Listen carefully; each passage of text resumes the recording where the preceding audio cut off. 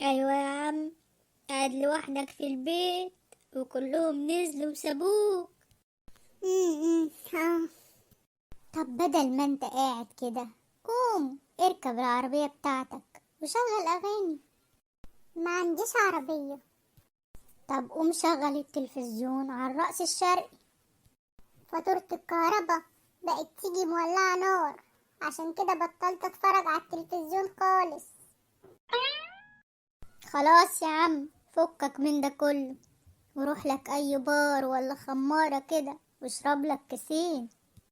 بار ايه وكاسين ايه؟ وانا معايا فلوس حتى اشتري بيبسي؟ بتتكلم بجد؟ اه والله، اكدب ليه يعني؟